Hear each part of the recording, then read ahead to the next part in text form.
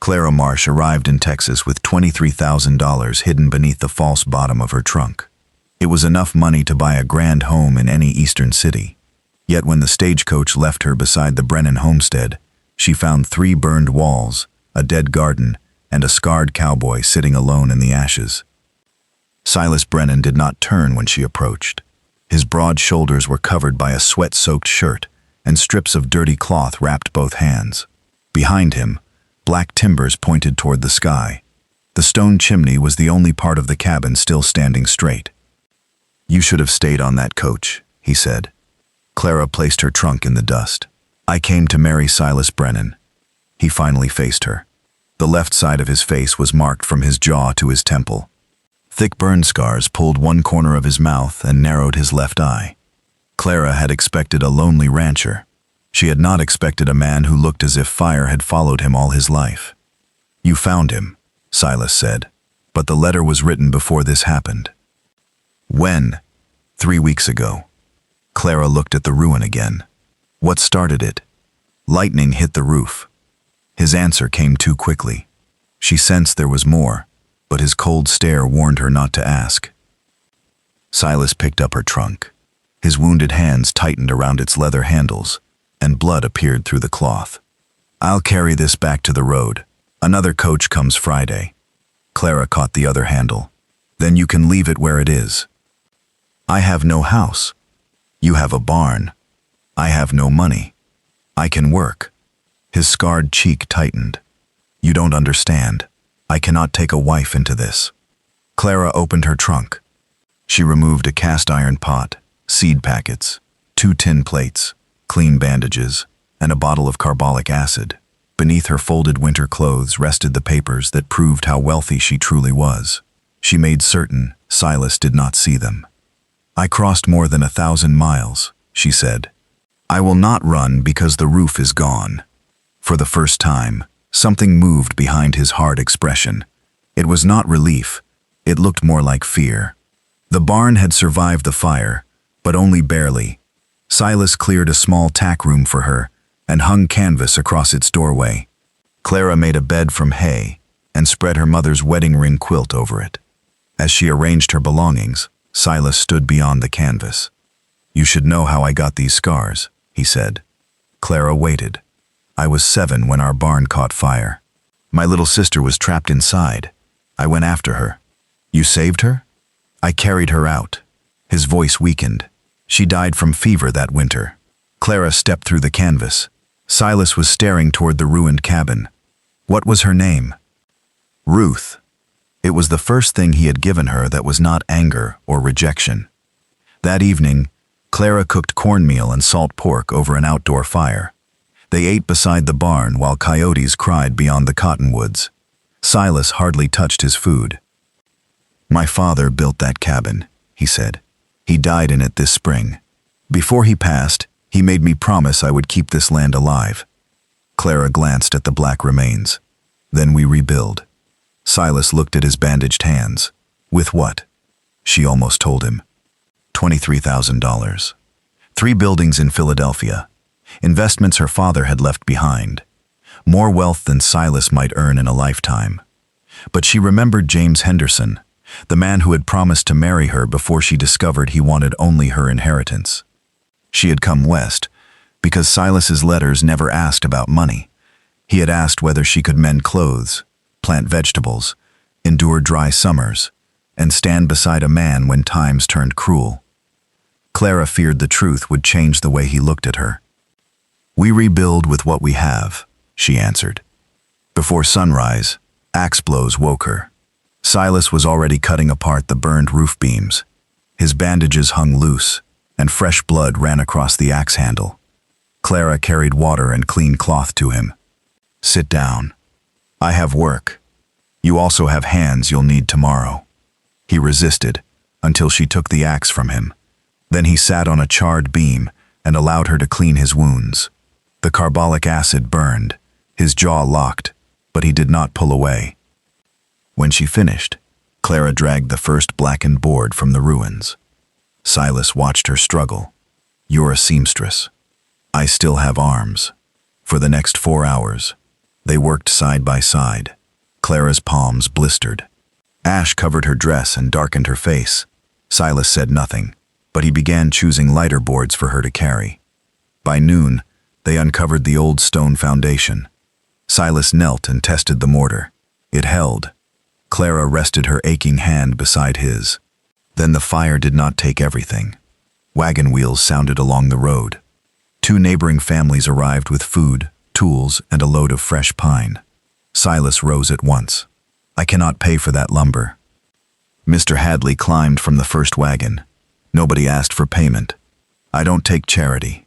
Clara saw shame rising across Silas's face. Before he could send them away, she stepped forward. "We'll repay it with labor during harvest. Silas knows carpentry, and I can sew, cook, and preserve food." Mr. Hadley studied her, then offered his hand. "That sounds like a fair trade." They unloaded nearly 300 feet of pine. Silas worked without speaking. When the wagons left, he disappeared into the barn. Clara touched one smooth board. Lumber alone would not be enough. They needed nails, glass, hinges, roofing, and tools. Silas would never accept them if he knew she had paid. The following morning, Clara walked 3 miles to Cooper's Mercantile. Mrs. Hadley stood behind the counter when Clara placed a $20 gold coin before her. The older woman stared at it. "That is more than a seamstress saves in a year." Clara kept her voice low. "I need 4 windows, nails, and hinges." Silas cannot know where the money came from. Mrs. Hadley lifted the coin, then looked straight into Clara's frightened eyes. "How much are you hiding from your husband?" Before Clara could answer, the store bell rang behind her. Heavy boots crossed the wooden floor, and Silas Brennan's voice came from only a few feet away. "Clara, what are you doing here?" Mrs. Hadley covered the gold coin with her hand just before Silas reached the counter. Clara's heart struck hard against her ribs. "I asked what you're doing here," Silas said. "Buying nails." "With what money?" Mrs. Hadley pushed a small sack across the counter. "With store credit. Your wife brought eggs, and she offered to sew curtains for me." Silas looked from the sack to Clara. He knew something was wrong, but Mrs. Hadley's face gave him nothing. "Next time, tell me before walking 3 miles alone," he said. Clara nodded and followed him outside. Behind them, the $20 coin disappeared into Mrs. Hadley's ledger drawer. During the next 3 weeks, the burned homestead slowly changed. Silas taught Clara how to hold a draw knife and shape rough pine. He stood behind her, placing his scarred hands over hers. "Don't fight the blade," he said near her ear. "Let the wood guide it." Clara pulled again. A pale curl fell at her feet. Silas smiled before quickly stepping away. Every gentle moment seemed to frighten him more than the fire had. Clara secretly paid for nails, hinges, roofing, and 4 glass windows.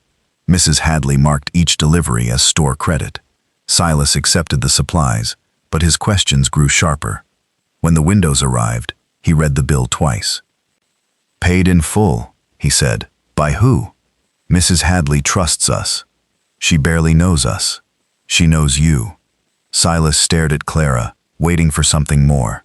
She turned toward the cabin before her face betrayed her. The new walls rose around the old stone chimney. Silas worked on the roof, while Clara planted beans, corn, and squash. At night, they ate beside the barn and spoke about the lives they had left behind. One evening, Silas admitted he struggled to read. Clara brought him an old newspaper and sat beside him beneath the lantern. He stumbled through the first paragraph, his face growing red whenever a word stopped him. "You think I'm foolish," he said. "I think you were never given enough time to learn." She guided his finger beneath each line. He tried again, until he reached the end without her help. Silas closed the paper carefully. "Nobody ever had patience with me." Clara looked at the scar that crossed his cheek. "They should have." The next morning, Clara climbed onto the roof to help lay shingles. Her boot slipped on loose dust. She dropped the hammer and slid toward the edge. Silas caught her around the waist. For one breathless moment, they were pressed together on the sloping roof.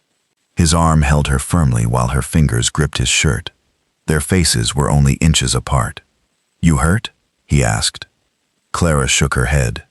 His eyes moved to her mouth, but he released her and helped her reach the ladder. I'll finish this part. Clara climbed down with her knees shaking for a reason that had nothing to do with the fall. By early August, the cabin had a roof, windows, and a solid front door. Silas built a pine table for the main room. Beneath it, he carved 2 letters into the wood. CB. Clara traced them with her fingertips. You already gave me your name, she whispered. Only if you still want it. She turned toward him.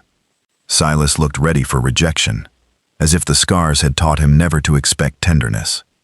Clara placed her hand against the unburned side of his face.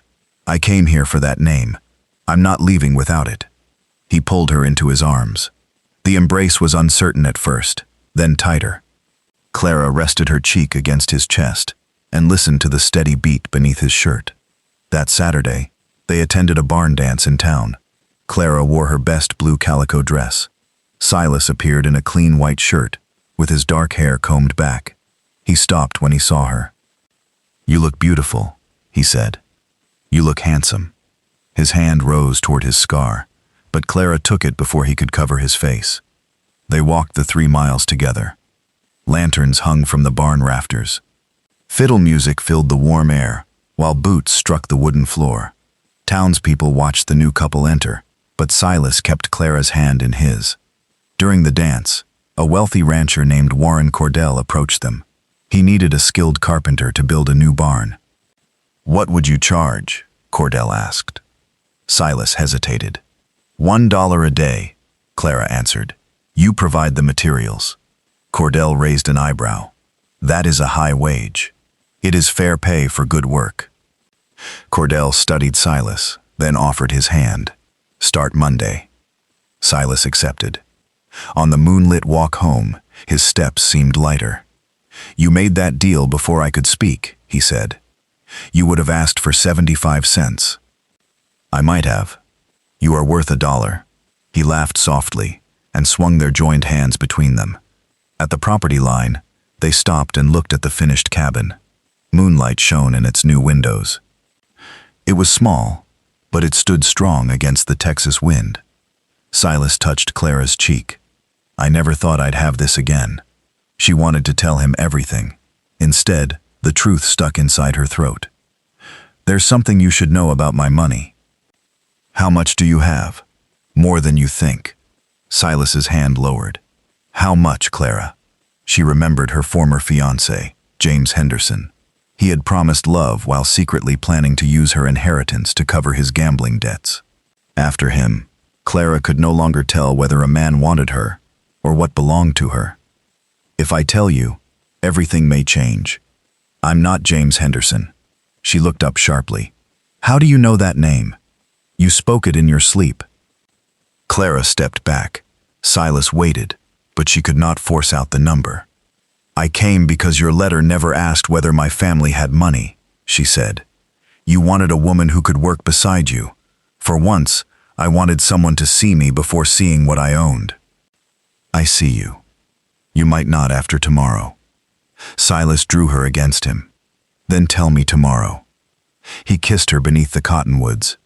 It began gently, but months of loneliness lived inside it. Clara held his shirt as his arms tightened around her.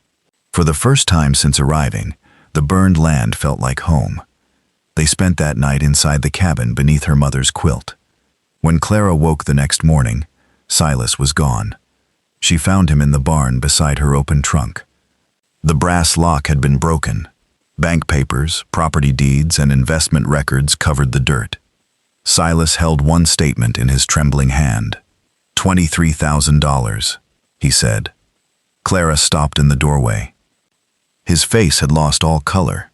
3 buildings in Philadelphia, railroad investments, bank accounts you never mentioned. I was going to tell you today.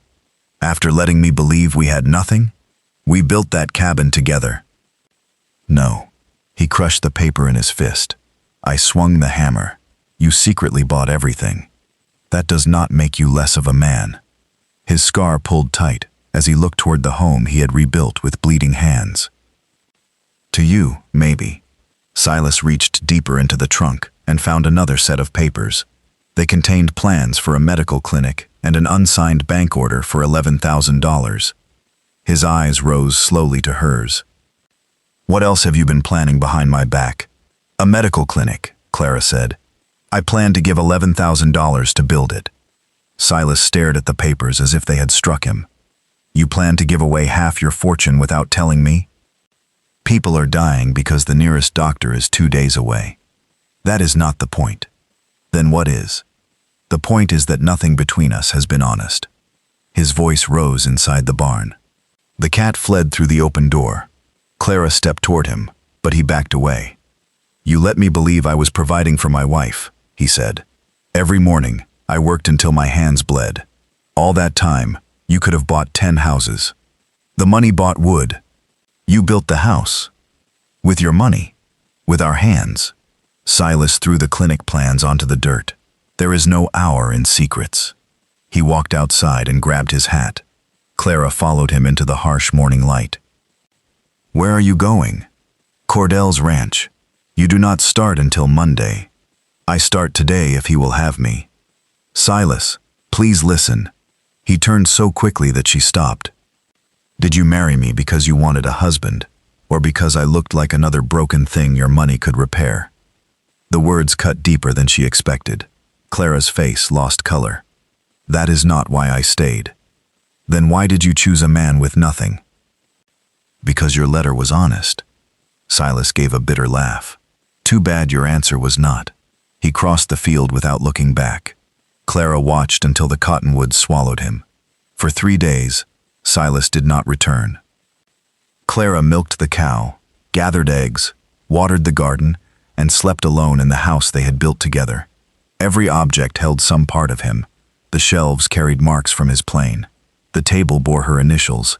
Even the front door opened with the smooth care of his hands. On the second afternoon, Mrs. Hadley arrived with a basket of bread and preserves. One look at Clara's face told her enough. "He found the papers," Clara said. Mrs. Hadley set down the basket. "Where is he?" "Working at Cordell's." "He will come back. He thinks I used him." "Did you?" Clara looked toward the table. "No, but I decided what was best for him without allowing him to decide for himself." Mrs. Hadley sat beside her. "You hid money because one man wanted it. Silas rejected money because he feared needing it. You both let old wounds speak louder than the truth. What if he cannot forgive me? Then make him understand what he is walking away from." On the 6th evening, hoofbeats reached the cabin. Silas rode in on one of Cordell's mules. Dust covered his clothes. His face was burned by the sun, and his shoulders hung from long days of labor. He entered the cabin and placed an envelope on the table. $18, he said. 6 days' wages. Clara did not touch it. "What is this?" "The first payment. I never asked you to repay me. I am going to repay every cent. At $1 a day, that will take more than 60 years. Then I had better keep working." He turned toward the door. Clara stepped in front of him. "No, you spoke before. Now you will listen." His jaw tightened, but he stayed. Clara told him about James Henderson. She told him about the engagement ring, the hidden gambling debts, and the banker's daughter he had courted at the same time. James had never wanted Clara. He had wanted her buildings, her accounts, and the comfort her father's work could buy him. "When I read your letter, you did not ask what I owned," she said. "You asked whether I could plant a garden and survive a Texas summer. I came because I wanted one man to meet me before meeting my fortune." Silas looked away. "I should have told you," she continued, "but every day we worked together, I feared the money would change us. I wanted to know whether what grew between us was real. You still made a fool of me. I made a frightened choice. That is not the same as wanting to shame you." Silas moved to the window. Outside, the last sunlight touched the cabin walls. "Why the clinic?" he asked. Clara took the plans from her bag. Sarah Cooper lost her son last year. He cut his hand on a fence. The wound turned bad, and they could not reach a doctor in time. Silas lowered his head. "I knew the boy. He was 8. I helped Tom bury him." Clara laid the plans on the table. Money sat in my father's bank while that child died. I cannot change what happened, but we might save the next one. We? Yes, we. I do not know how to build a clinic. You do. Silas looked at the drawings, but he did not touch them. I need time, he said. He took the mule and returned to Cordell's ranch. The following morning, Clara walked into town alone.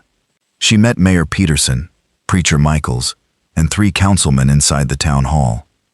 She offered to buy the empty church lot and pay for a clinic with 2 examination rooms, a surgery room, medicine storage, and living quarters for a doctor. Her only demand was that the donor's name remain private. The men accepted. Clara paid $50 for the land and sent a letter to a young doctor in Santa Fe. Then she returned home and waited. 6 more days passed. Late Saturday afternoon, Silas rode back. He looked thinner, and new blisters covered his palms. He placed another $18 on the table. Clara picked up the money and closed his fingers around it. Come with me. Where? To see what your wages can build. They walked into town as the sun began to set.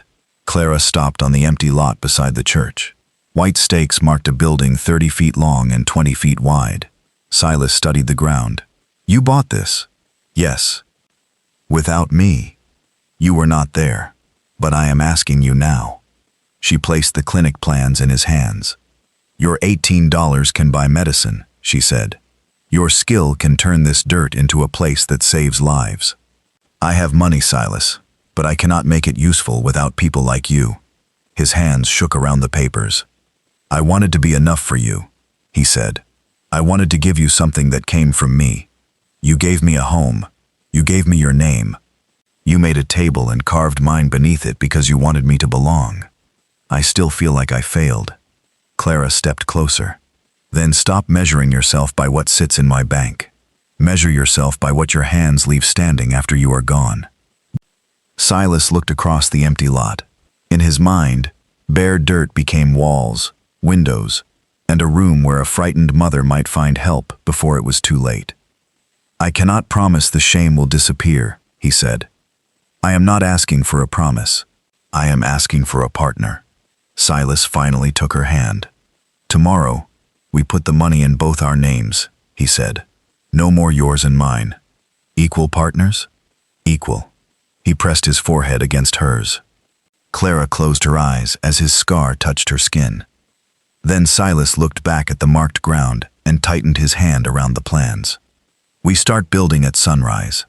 At sunrise, Silas drove the first wooden stake into the clinic lot. The mallet struck with a solid blow. Clara held the measuring rope while he marked each corner with white lime. Before they finished, wagons began arriving. Mr. Hadley brought stone. Tom Cooper brought tools and 6 ranch hands. Women carried water, bread, beans, and apple pies. Even children gathered loose rocks from the dirt. Silas stood in the center of the lot with his father's old carpentry square in one hand. Foundation trench goes here, he called. 3 feet deep. Keep the corners true. Nobody looked at his scars. Nobody treated him like a ruined man. They looked to him because he knew what to do.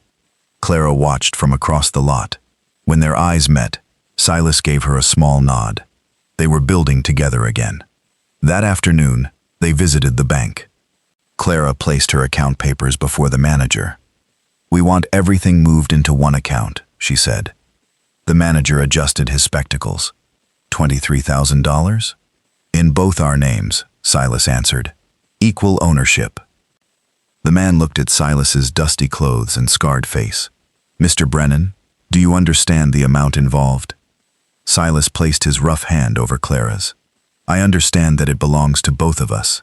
They signed every paper together. When they stepped outside, Silas looked at their joined hands. Does it feel different? Clara asked. Yes. Better or worse? Honest. Work on the clinic continued through September. Silas directed the men, while Clara mixed mortar and carried boards. Her old calluses split open, staining her bandages red. One evening, Silas found her still working after everyone else had gone. Your hands are bleeding. So did yours, when we built the cabin." He took the trowel from her and carefully unwrapped the cloth around her palms. I was too stubborn to stop. "So am I. That is what worries me." He cleaned her hands and tied fresh strips of muslin around them. His scarred fingers moved gently. "I said terrible things to you," he whispered. "You were hurt. That does not make them right." Clara touched his face. "Then spend the rest of our years saying better things." Silas kissed the center of her bandaged palm. "I can do that." By the third week, the walls stood. Silas built 2 examination tables from smooth pine. Clara sewed white curtains for the windows. Shelves filled with medicine bottles, bandages, carbolic acid, and clean instruments arrived from Fort Worth. The bills carried both their names. Each time Silas signed one, his hand became steadier. Dr. Nathan Winters arrived from Santa Fe on a dusty stagecoach. He was 30, thin, and wore wire-framed spectacles. He walked through the clinic twice before speaking. "I expected a shack," he said. "This is better than some hospitals back east." "When can you begin?" Clara asked. Dr. Winters set his black medical bag on an examination table. "The moment someone needs me." The dedication took place the following Saturday. Nearly everyone in town gathered outside. Preacher Michael stood on the new steps and offered a short prayer. "These doors belong to every person who needs help," he said. "May no family here again face sickness alone." The crowd applauded. Clara remained beside Silas near the back. No one knew who had paid for the building. They believed the money came from an unnamed donor in Philadelphia. Clara preferred it that way. As Dr. Winters opened the doors, a scream came from the road. Sarah Cooper was running toward the clinic with her 6-year-old daughter in her arms. The child's face was pale, and a blood-soaked cloth covered her left hand. "Fence wire cut her 3 days ago," Sarah cried. "This morning, she could not get out of bed." Dr. Winters carried the girl inside. Clara and Silas followed. When the doctor removed the cloth, the cut was swollen and filled with infection. A thin red line had already begun climbing the child's arm. Sarah saw it and broke down. "That same line appeared on my boy," she said. "He was dead by the next morning." Dr. Winters worked quickly. He cleaned the wound with carbolic water, removed the infected tissue, and wrapped the hand. "She has a strong fever," he said. "She stays here tonight." Sarah sat beside the examination table and held her daughter's uninjured hand. Clara brought cold water and clean cloths, while Silas kept the stove burning. The hours moved slowly. Near midnight, the child opened her eyes and asked for her mother. The red line had stopped below her elbow. Dr. Winters examined it under the lamp. "She is fighting it," he said. "I believe she will live." Sarah covered her face and wept. Outside the clinic, she caught Clara by both hands. "Whoever paid for this place saved my little girl." Clara could not speak. Silas stepped beside her. His arm moved around her waist. Sarah looked between them.